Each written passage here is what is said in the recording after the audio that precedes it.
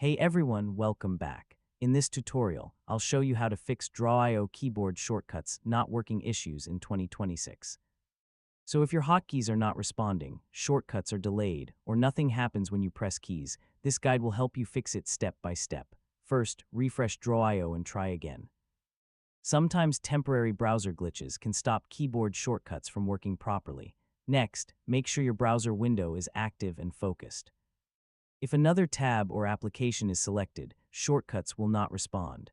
Now check if your keyboard is working properly in other apps.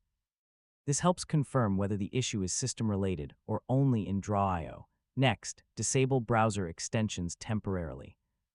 Some extensions, especially shortcut managers or productivity tools, can block keyboard inputs. Now try opening Draw.io in an incognito window or a different browser to rule out browser-related conflicts. Next, make sure your browser is updated to the latest version. Outdated browsers can cause input and shortcut issues. Now check your Draw.io settings and see if any custom shortcut configurations are overriding default keys.